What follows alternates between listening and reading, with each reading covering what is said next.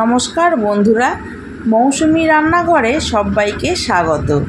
আজ আমি আবার একটা রেসিপি নিয়ে চলে এসেছি। একদম মিষ্টির দোকানের মতো খাস্তা নিমকি। কয়েকটা টিপস ফলো করলেই তৈরি হবে একদম দোকানের মতো, আর এটা অনেক দিন স্টোর করে রাখতেও পারবেন।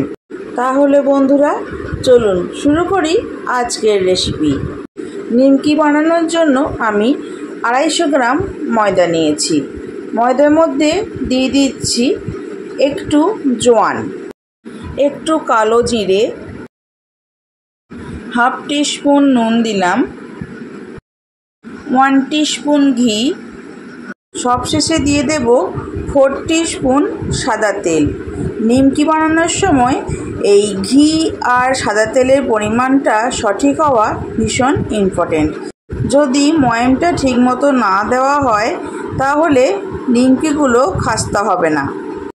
এই ড্রাই অবস্থায় সমস্ত উপকরণ ভালোভাবে মিশিয়ে নেব। এটাকে ময়াম দেওয়া বলে।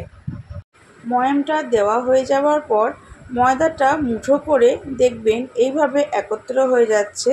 আবার একটু চাপ দিলেই ঝুরঝুর করে ময়দাটা ভেঙে পড়ে যাচ্ছে। তখন বুঝবেন ময়ামটা একদম ঠিক মতো দেওয়া হয়েছে। এইবার একটু একটু করে জল দিয়ে ময়দাটা ভালোভাবে মেখে নেব। একেবারে বেশি জল দেবেন না। যদি ময়দাটা পাতলা হয়ে যায় তাহলে আবার ময়দা দিয়ে টাইট করতে হবে। সেক্ষেত্রে সমস্ত উপকরণই আবার বাড়াতে হবে, যেমন তেল, ঘি, জোয়ান, কালো জিরে, নুন, সব কিছু।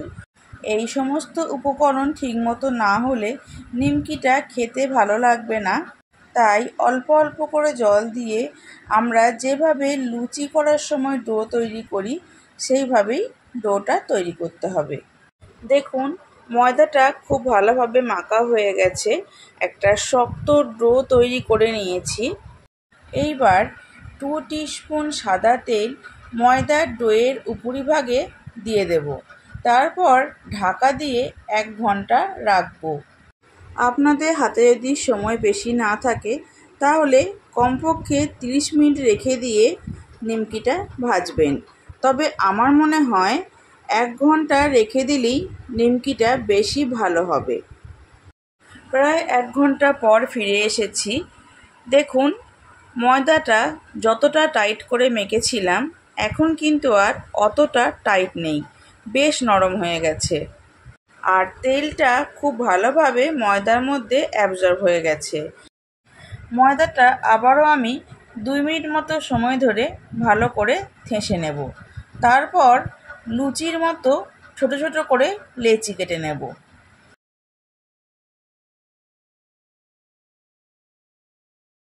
সমস্ত ময়দাটা লেচি কাটা হয়ে গেছে। দেখুন 250 ময়দায় বেশ অনেকগুলোই নিমকি হবে। এইবার চাকির ওপর নিয়ে নিলাম একটু সাদা তেল। লেচির মধ্যে তেলটা লাগিয়ে একদম পাতলা করে বেলে নেব। দেখুন লেচিটা যতটা সম্ভব পাতলা করে আমি বেলে নিয়েছি। এইবার এটা আমি 4টে ফোল্ড করে নিমকির মতো আকার দিয়ে নিলাম। তারপর হাত দিয়ে একটু চেপে দিলাম যাতে ময়দার লেয়ার খুব ভালোভাবে আটকে যায়। তারপর 3টে কোণ বরাবর একটু টান দিয়ে দিয়ে বেলে নেব। খুব বেশি বড় করার দরকার নেই।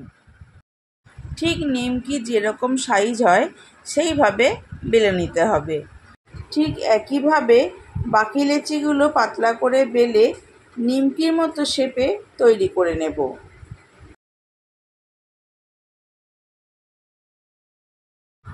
একেবারে সবগুলো বেলে নিই।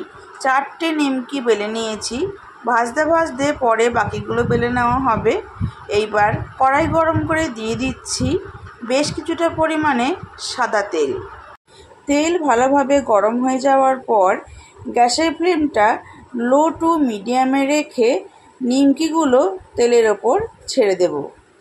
নিমকি কোনো সময় হাই ফ্লেমে ভাজলে হবে না, তাহলে যেহেতু 4টে ফোল্ড করা আছে ভেতরের ফোল্ডগুলো ঠিকমতো ভাজা যাবে না আর ওপরের ফোল্ডটা একদম পুড়ে যাবে। তাই একটু সময় নিয়ে লো টু মিডিয়াম ফ্লেমে উল্টে পাল্টে নিমকিগুলো ভাজতে হবে। লো টু মিডিয়াম ফ্লেমে বেশ অনেকটা সময় ধরে নিমকিগুলো ভেজে নিয়েছি। দেখুন গোল্ডেন কালার চলে এসেছে। এই সময় নিমকিগুলো তেল থেকে তুলে নেব। নিমকি ভাজা হয়ে গেছে। আমি একটা ভেঙে দেখাচ্ছি কতটা খাস্তা হয়েছে। দেখুন হাত দিয়ে একটু চাপ দিলেই একদম ভেঙে গুঁড়ো হয়ে গেল। বন্ধুরা, রেডি হয়ে গেল আমাদের একদম মিষ্টির দোকানের মতো মুচমুচে নিমকি। আপনারাও এই টিপসগুলো ফলো করে বাড়িতে একবার এইভাবে নিমকি বানান আর আমাকে জানান রেসিপিটি আপনাদের কেমন লাগলো। আশা করছি রেসিপিটি আপনাদের ভালো লাগবে। ভালো লাগলে চ্যানেলটি সাবস্ক্রাইব করার অনুরোধ করছি। পাশে থাকা বেল আইকনটি প্রেস করে অল সিলেক্ট করে দেবেন, কারণ আমি চ্যানেলে যখনই নতুন কোনো রেসিপি দেব আপনাদের কাছে তাহলে খুব তাড়াতাড়ি পৌঁছে যাবে। আর ফেসবুক থেকে দেখলে পেজটি ফলো করে একটি লাইক করে দেবেন এবং ভিডিওটি বন্ধুদের সাথে শেয়ার করে নেবেন। আজকের মতো এই পর্যন্ত। আমি আবার আসবো অন্য কোনো রেসিপি নিয়ে। ভালো থাকবেন, সুস্থ থাকবেন। ধন্যবাদ।